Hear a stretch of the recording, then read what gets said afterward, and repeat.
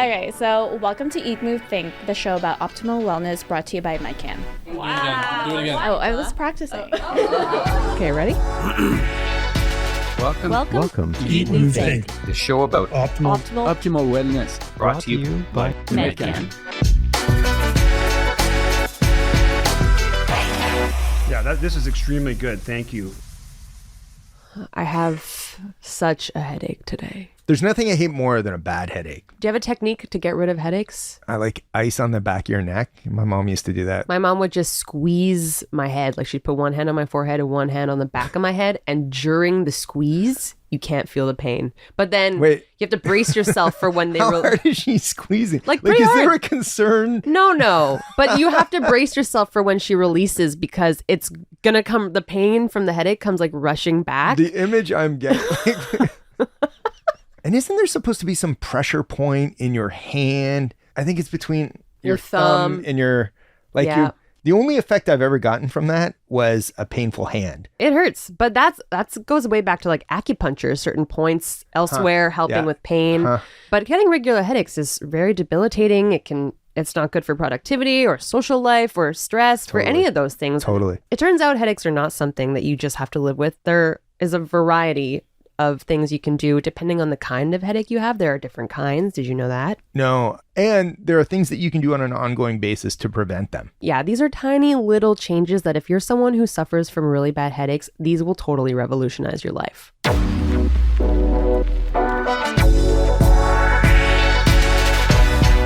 I'm Jasmine Ratch. I'm Chris Shulgin. We're the producers of Eat, Move, Think. And in today's episode, I'm talking to Chief Medical Officer Dr. Peter Nord all about headaches. What are they? How to get rid of them, whether you have one right now in the moment or whether you're just looking to avoid them altogether. We also sat down with two other Medcan doctors who specialize in particular kinds of headaches. So first of all, we have Medcan's head of optometry, Dr. Suneet Dhadwar, and she deals with a lot of headaches related to the eyes, light. Amazing. Those are really common headaches. Yep. Also, we have Dr. Marcus Jansen. He's a physiatrist at Medcan. So he also looks at a lot of different headaches, but they often have to do with the brain, maybe an injury. So also can be pretty serious. Does he explain what a physiatrist is? He does. That's the first question he answers. Amazing. I'm also looking forward to hearing about the efficacy of some of these old traditional remedies and whether they actually work. I mean, I think they do, but we'll let Dr. Nord talk about that. So I'll bring him in right now. Here's Dr. Nord. Hello, Dr. Nord. I'm so happy to have you back on the pod. How are you doing today? Good, Jazz. Feeling great today. How about you? I'm doing really well, but there is many a morning where I do have to deal with mild headaches. So this is definitely going to be a good episode for me. So why don't we start with you? You're a busy guy. You're Medcan CMO. You must get your fair share of headaches. Yeah, it's super common. And I have been, personally blessed with not having a lot of headaches in my life, but I know the ones that I have had have traditionally been if I'm sleep deprived, that's going to make me feel really headachy and kind of that hungover sort of feeling. And the other times that I get headaches is actually like motion sickness. So we've talked about in the past where I'm a sailor and I don't really get seasick, but the times I have got seasick, I've had this like headache that goes on for days. It's like this debilitating headache. So it's a weird one for me. That wouldn't normally appear, as you look at the causes, the many causes of headaches, that's going to be pretty far down the list. But I don't have normal headaches. I have these abnormal headaches. I mean, that's better than having to live with a headache every week or even like on a daily basis like some people do. So what are your experiences with headaches as a family doctor? Yeah, well, it is on a daily basis. It's so common. And, a headache to one person is not the same headache to the next person. Everybody has their kind of unique experiences with headaches, and it can become quite debilitating and so overwhelming, not just for the person, but the family as well. And it's a very, very common condition. It is something we see in primary care quite a bit. And so it's important that family docs have a really good working understanding of what are headaches, what causes headaches, what are the headaches that you have to really pay attention to, what are those red flags? So, we always think the rare but scary thing, is it a brain tumor? And, people come in going, geez, I've had this headache. It's been with me for like a day or two. I've never really had a headache before. And typically what I'll do is, even if they don't say, hey, I think I might have a brain tumor, I'll bring it up and I'll say, look, just in case you're thinking of this, but you haven't said it, here's why I don't think you need to be worried about something really bad, like a brain tumor or meningitis or strokes or some of those things that we are trained to really look for. And, there's certain sort of cardinal red flags that we're looking for. But if we don't see those, it's really important that we provide reassurance. And then, like many things in primary care, a good family doctor can very quickly look at patterns to rule out the bad stuff. And then you say, okay, if it's not one of the things that I have to really worry about, that's excellent. Now let's know what we're treating, the more common conditions that surround headache, and let's see what we can do to minimize the impact on those. So that's very common in primary care. Look for those red flags, rule those scary bad things out very quickly, and then you've got time to deal with the rest.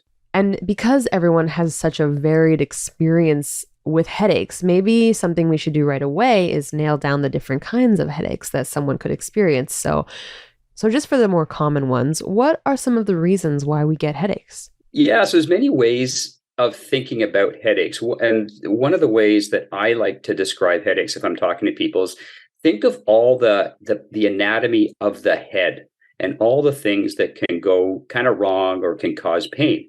So, if we start at the outside, we have skin, right? So, obviously, if you've got a skin condition, even that can cause pain. We might not describe it as a headache, but it is pain around the head. And then you move inside. And then you've got muscles. We have muscles all around our head. And so when they go into spasm, muscle tension. So that's a very common kind of condition. Ears. So if we have even just a regular sort of common garden variety ear infection, that's going to cause headache. Or arthritis. So we have a joint right at we call it our temporal mandibular joint, or TMJ. And if you get any sort of inflammation in there, that's going to cause a specific kind of headache. And then we move farther in and we think, well, we have eyes. The eyes can easily cause pain. And then we move even deeper and we go into the arteries. Arteries can cause pain. That's when we talked about migraines, and the arteries going into vasospasm, or they go into spasm, causing migraine headaches.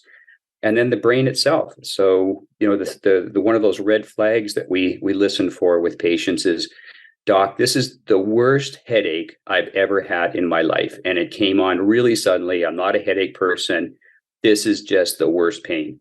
And so that would be one of the red flags for like an aneurysm. So if you have a ruptured aneurysm, basically when you have a drop of blood in the brain will cause intense pain. And so those are the kind of things you start to watch out for. And then brain tissue itself, strokes, brain tumors, they're exceedingly rare.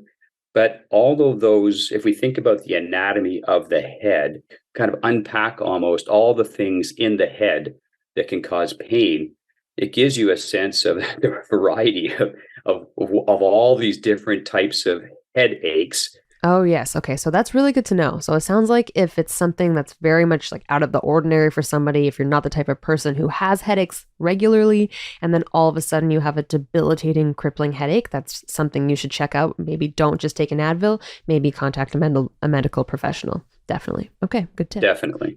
And then the other way to think about it that I tend to think is also what processes cause headache. So infections can cause headache, tumors can cause headache, strokes can cause headache, these aneurysms, vasospasm, all of these things can, in one way or another, work, with the anatomy in some way to cause some sort of dysfunction that results in what we perceive as pain. Mm-hmm. And then to the average person, a headache is a headache is a headache. But internally, as you said, there can be so many different things going on. So what are the more common kinds of headaches that somebody like me would potentially wake up with this morning, for example? Yeah, well, hard to say. I would say common things being common, your tension headaches are going to be probably the most common. I haven't got a study in front of me, but I have to say, just anecdotally, a lot of people have tension headaches. And then,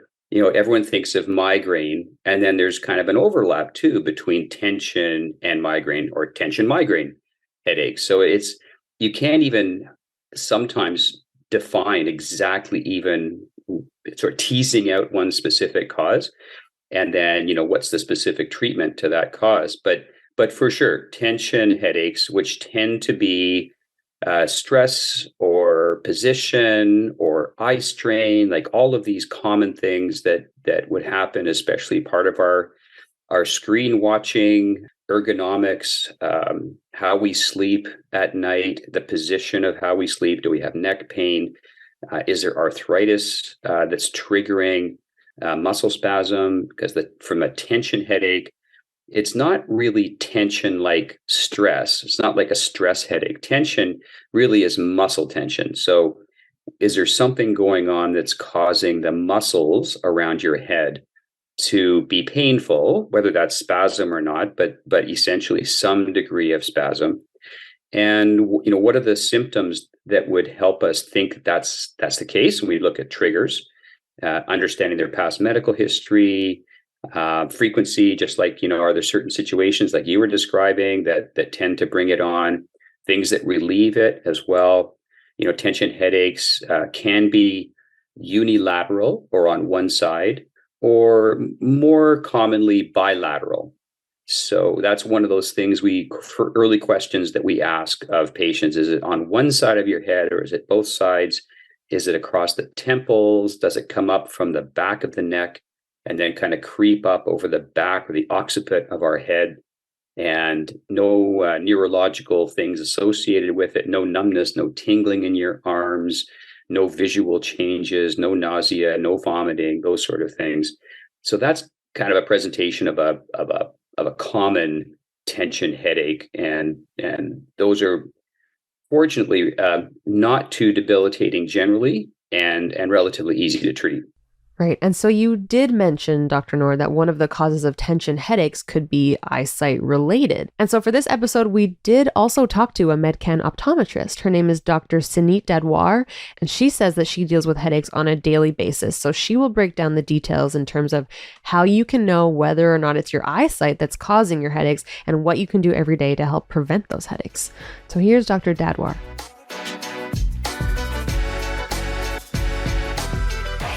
My name is Suneet Dhadwar, and I'm an optometrist and the director of the optometry program here at Medcan. Headaches are a really common concern amongst patients that come in to see us here in optometry. Headaches, especially if they're in the frontal region of the head, so across the forehead and around the temples, can be caused by your eyes. A lot of patients have what we call refractive error, which could be hyperopia, which is farsightedness, myopia, which is nearsightedness, and astigmatism. And if you're not wearing the appropriate set of glasses for those conditions, it can certainly cause the eyes to have to work harder than they need to, and cause headaches. Additionally, in our 40s, a condition called presbyopia sets in, which makes it harder to sustain focus for up close. So combine that with a day in front of a computer screen or looking at Excel spreadsheets on your phone, it'll cause a lot of eye strain. So glasses can definitely help take the edge off of that type of a headache. The muscles inside the eye have to work harder to sustain a focus at a fixed distance. So if you have a set of glasses that helps act as a bit of a crutch or take off some of the additional work that the eye is having to do, it can help reduce the intensity and the frequency of headaches. Another cause of headaches that has to do with the eyes is if your visual system isn't efficient at the way the eyes move. So, for example, if a person is constantly losing their place as they're reading, or they're having to read and reread text, or if they're feeling like they're seeing a little bit of doubling of their vision, it could mean that their eye muscles are not very efficient at keeping the eyes coordinated at what they're looking at. And in this scenario, we'd prescribe either prism glasses, but more commonly, we're referring to vision therapy specialists who are optometrists trained in vision therapy frequency that can assess the areas that the visual system is deficient and prescribe specific exercises to maximize visual efficiency. And that can certainly help a lot with headache. A headache that might be caused by the eyes would be worse as you've exerted the eyes. So probably closer towards the end of a workday or during a workday. But if you're waking up with a headache, it's unlikely that there's an ocular cause. In addition to getting the right prescription in your glasses for the right purpose that you need the glasses for, you would want to look at putting on a good quality anti-reflection coating. So it's become very common to have blue light anti-reflection coating on the glasses because it can reduce a lot of the glare that comes from screens. And also it reduces your exposure to blue light, which can actually help with your sleep patterns when it's time to sleep. Another thing to consider is taking breaks from the computer screen. So we often talk about the 20-20-20 rule, where for every 20 minutes of computer use, you'd want to take 20 seconds and look at something that's 20 feet away. This allows your focusing system to an opportunity to relax so that you're not entering into a type of a spasmed focusing scenario where the eyes are just working too hard. Another cause of headache, especially in computer users, is dry eyes. So when we're focusing on the screen, our blink rate decreases. And blinking is our eye's way of smoothing new tears over the surface of the eye. So from all of this exposure, our eyes will get quite dry. So if your eyes are feeling like they're stinging or burning and starting to get a headache, and you may be getting a headache because of the eye irritation, it could be dryness.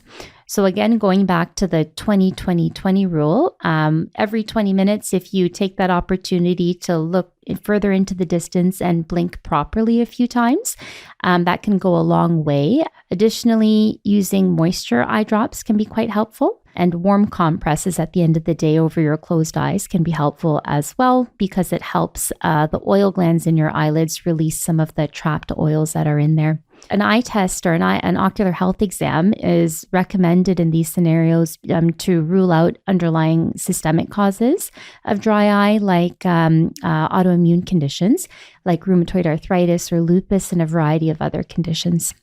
Additionally, for your office environment, you would want to make sure that your screen the brightness is not set to too bright. You would want for the screen brightness to approach the same brightness as the room.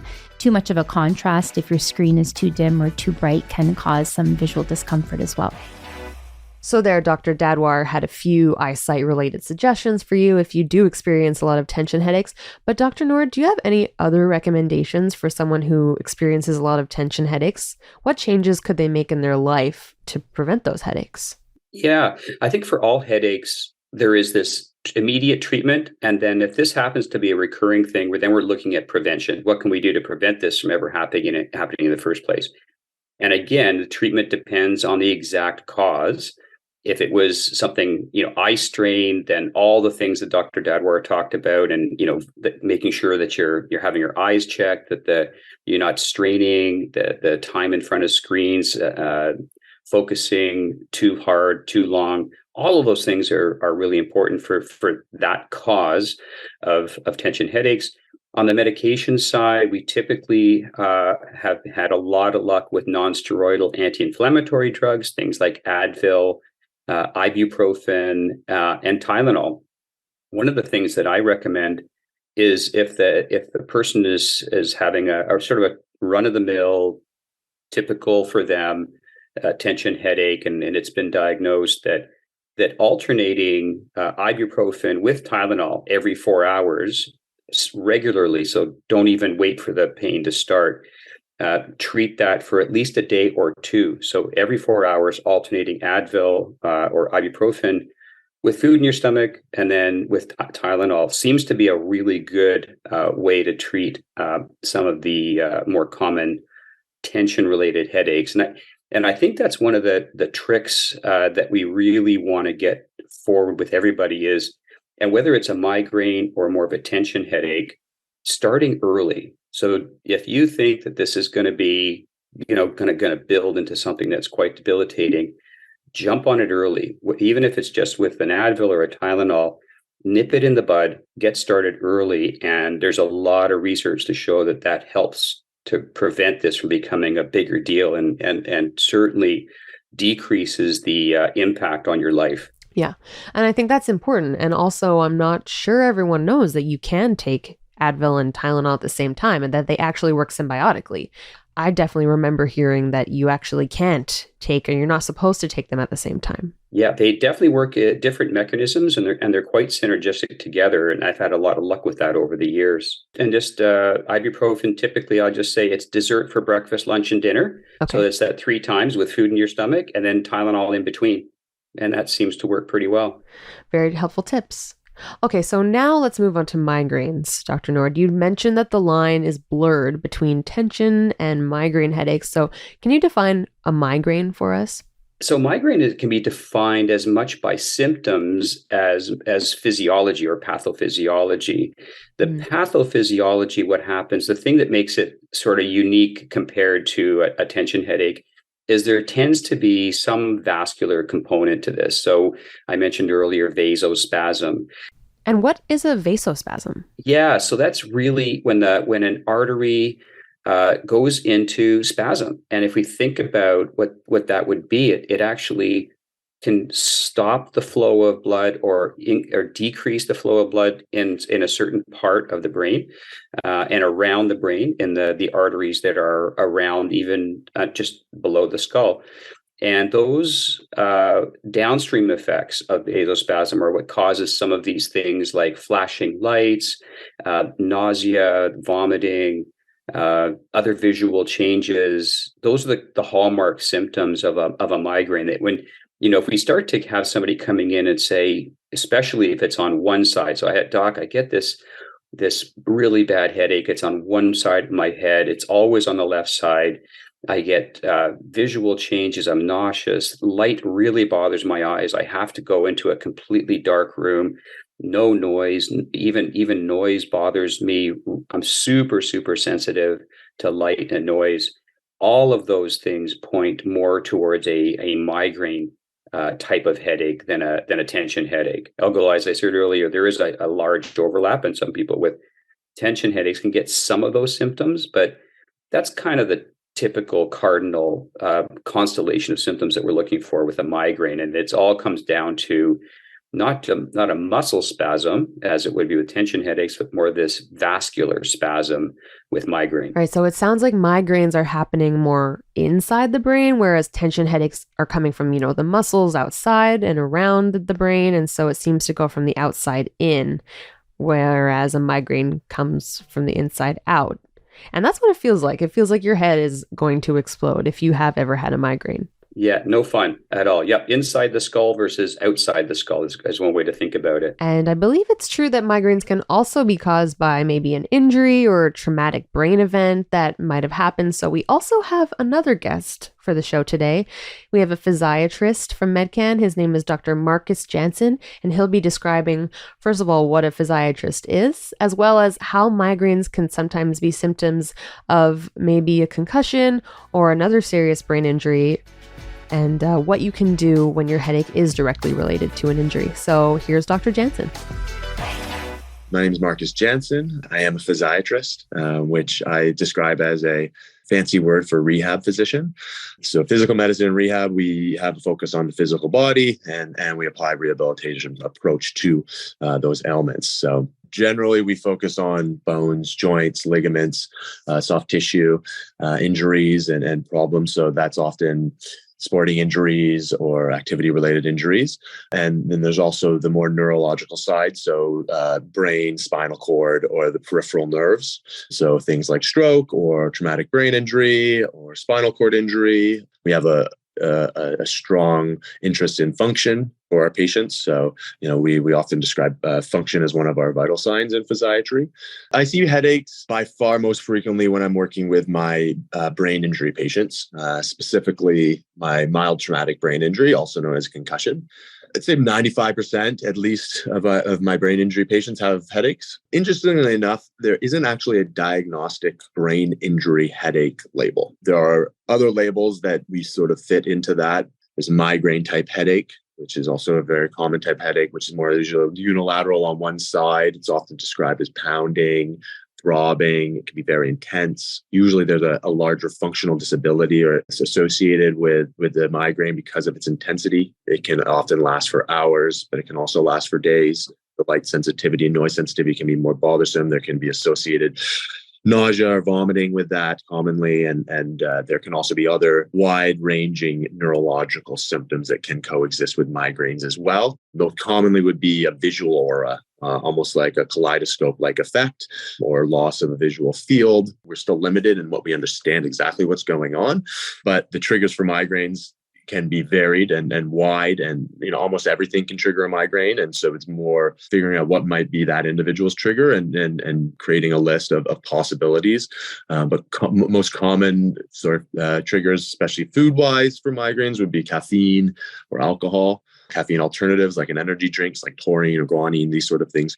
So as far as, aged cheeses, processed meats, artificial sweeteners, citrus fruits, nuts, fermented foods, the list is quite exhaustive. Lots of different things can be triggers for migraines as well. But side effects of migraine can include paralysis and neurological symptoms otherwise. It's one of the most common disabling diagnoses in medicine. The number of work hours lost and productivity and quality of lifetime that's lost with migraine is tremendous. And it's probably underdiagnosed. It's often overlooked. It's very common, more common in females. And if you're having, more than a couple disabling migraines a month, you're probably looking at, reasonably consider using some sort of intervention to prevent these migraines. And there are a lot of options out there, and some of them are going to work and some of them aren't going to work. And it's about really just trial and error through them. Like a lot of issues in medicine, right, we always do try and focus on conservative approaches first. We don't want to just skip right to the medical interventions. You can have a lot of good success with conservative measures, and that's very true, especially for concussion-related headaches. There's just sort of good quality lifestyle management that I would give to all my patients, and it's really just about optimizing their well-being in life and how to do things in an optimal way. So that would be staying adequately hydrated throughout the day, getting 8 to 9 hours of sleep every night, daily physical activity at a moderate intensity for 30 to 45 minutes, avoidance of alcohol. All of these things can go a really long way. I think what surprises most people or that's unique is a headache isn't a headache. There's lots of different types of headaches and those therapies do differ, and that spending the time to work on the conservative stuff can really go a long way. It really sets a base, and that's the way I like to describe it, right? Anything else, we're building on top of that base. But without that base, we might not get the same success with a medical intervention, and it's definitely part of the treatment strategy. For my medical management, I think over-the-counter acetaminophen, or also known as Tylenol, or ibuprofen, also known as Advil, are great options, and you can take them together. Advil is even marketing a combined tablet.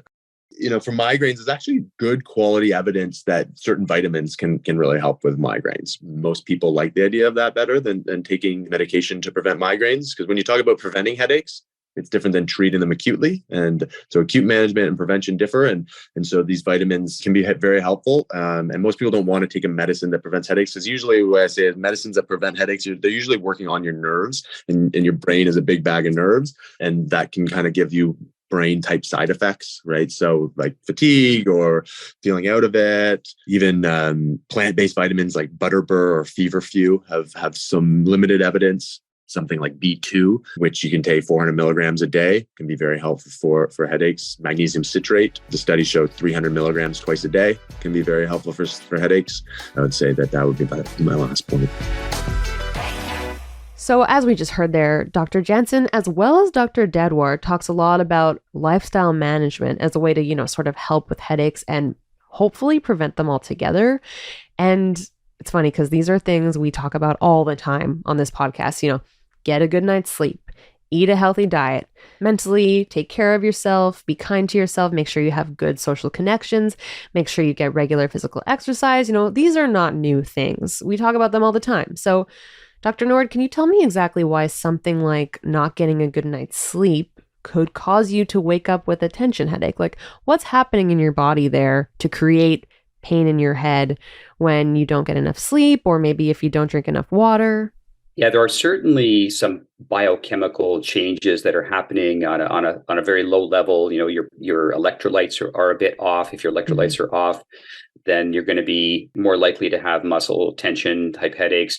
Your cortisol levels, hormone levels, neurotransmitter levels, they're all changing and underlying, you know, although it sounds almost too simple to be true, like all these things we talk about on these episodes about lifestyle, and you know, it's like, well, it's almost boring, but there's a reason. There is science behind all of this stuff that, you know, that really does suggest there is a biochemical solution.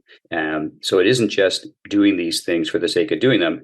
We know that there is biochemistry underneath all of it that actually validates why you have an overall better life. So your health span's improved, and ultimately your lifespan is improved with all these, you know, managing stress, exercise, looking at your diet, keeping healthy diets. So all of these have a really good reason for working, and sleep is really, really important. We've talked about sleep on a couple of podcasts already, and the benefits of sleep. And this is another one. If you don't get your sleep, something is going to be a little bit out of whack at a biochemical level, and it's going to affect some people with developing headaches. And so if you had a headache right now, what would you do? I would hydrate, make sure that I'm going to be having as low stress day as possible, not going to get into anything that's going to further aggravate, like eye strain, my ergonomics. So how's my day going to be in terms of, am I putting, you know, my head in a prolonged, awkward sort of position that's going to trigger some neck pain, that's going to trigger a headache, or making it worse?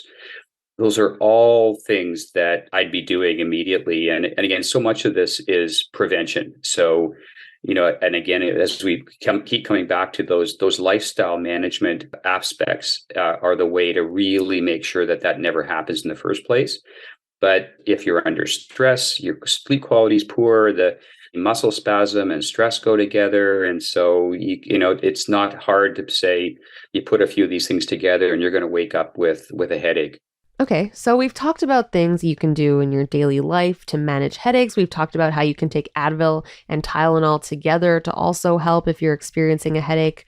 There are also these headache hacks floating around, and I think every family has at least one of these. You know, mine back in the day was that my mom would put one hand on my forehead and the other hand on the back of my head and squeeze my head while I had a headache. Yeah. And it works. I don't know why. I have another one from a coworker who says that if you put your head on your lap and you pull gently on the hair at the base of your neck, that will also in the moment relieve pain. And there's things I've heard about, you know, massaging the muscle between your thumb and your first finger.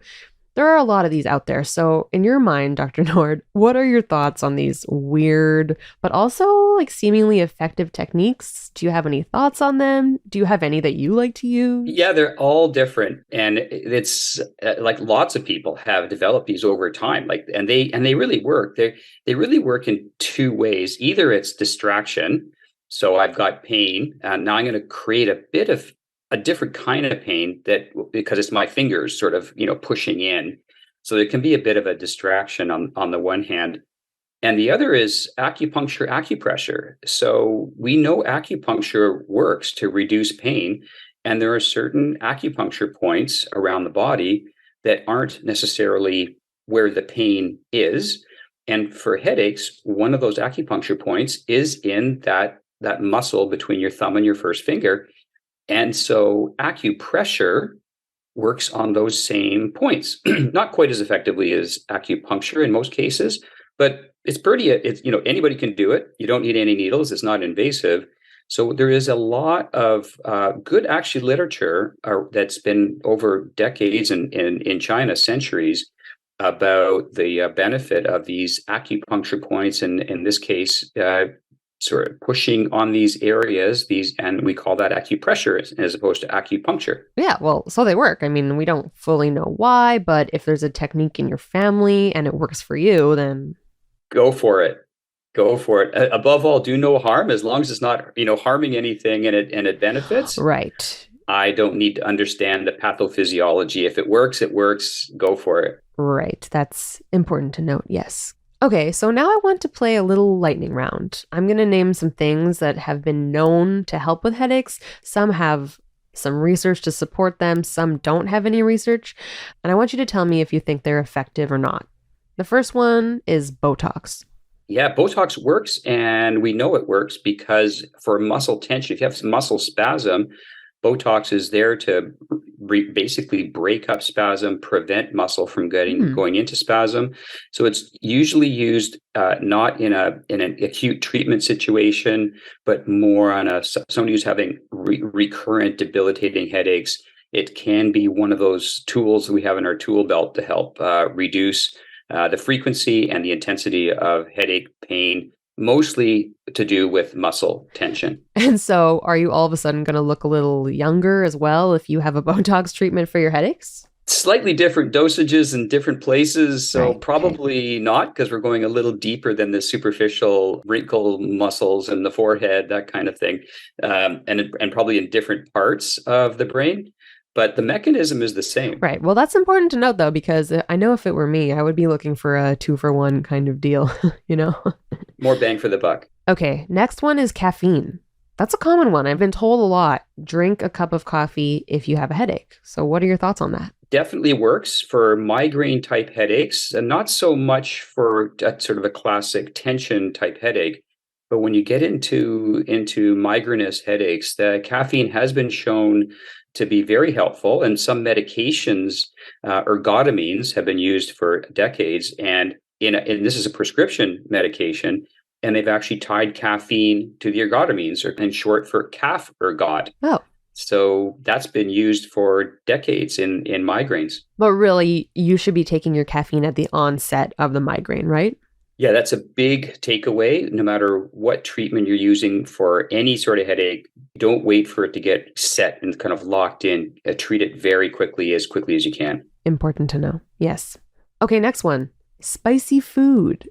Yeah, no idea. I mean, that probably falls within people's individual experiences that spicy food helps, or in some people it can actually trigger headaches. So that's one of those ones where I'd say if you have that individual experience and it's causing problems for you, or if it's a treatment for you, like either avoid or go for it. And a lot of people can't handle spicy food, right? So don't cause yourself more bodily harm by trying to help your headache by eating a Scotch bonnet pepper or anything like that. Yeah, you don't want to have like a stomach ulcer or something that as a result of trying to treat a headache. Okay, next one is omega-3s. So, you can take these in a supplement, or you can get them from fish. Yeah, there has been some interesting literature looking at omega-3s in a bunch of different conditions. I don't know if it's ever been clearly shown. It's not something that we recommend at this point, but I know there's some very interesting research and fairly good quality research that's been looking at omega-3s.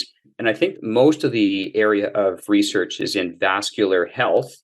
And we've heard about omega-3s and, cholesterol and atherosclerosis and that sort of thing. And I think that's probably the tie-in, that if it's good for the arteries, it's good for preventing migraines. That's the hypothesis. I'm not sure it's been proven. So I'll have to abstain on that one. No problem. And you know what? For listeners out there who do want to learn more about these, we will be citing any literature that does exist on these potential therapies for headaches in the show notes. So if you do want to learn more about them, then definitely check it out on the website. Well, so there are lots of options for headaches. I think a lot of people believe that headaches are one of those things that they just have to live with. And so it's important to know that there are several things that you can try to help hopefully get rid of them. Absolutely. And talk to a doctor. There's lots of new medications that are out there to help with both treatment and prevention, especially for things like migraines. So there's a ton of really good work that's going on these days to help people deal with this quite debilitating condition. Amazing. I know headaches are tough on a lot of people, and I will certainly be referring back to this episode often. And I really appreciate all your advice and your insights. So thank you so much. Thanks. Great to be here again. And stay well, everyone. That was Dr. Peter Nord, Medcan Chief Medical Officer and our wellness host, along with interviews from Medcan optometrist Dr. Suneet Dhadwar and Medcan physiatrist Dr. Marcus Jansen. If you struggle with headaches, you can learn how Medcan can help by emailing clientservice@medcan.com. Follow Medcan on Twitter, Instagram, and YouTube at Medcan Livewell. There is tons of YouTube footage to sift through there. Really interesting stuff. We'll also be posting episode highlights and other links that you can visit on our website, eatmovethinkpodcast.com. Say hello or send us a tip at info@eatmovethinkpodcast.com. Send us your headache remedy that you've been hearing about for the past 20 years. Yeah, that would be interesting. Yeah. Or your headache story. Yeah. Just like, what's your most interesting headache story? That would be interesting It would be talk interesting. about. Yeah. Eat, Move, Think is produced by Ghost Bureau. I'm Jasmine Ratch, managing producer. I'm Chris Shulgin, executive producer. Social media and strategy support is from Chantel Gertin, Andrew Imex, and Emily Bozick. We'll be back soon with a new episode examining the latest in health and wellness.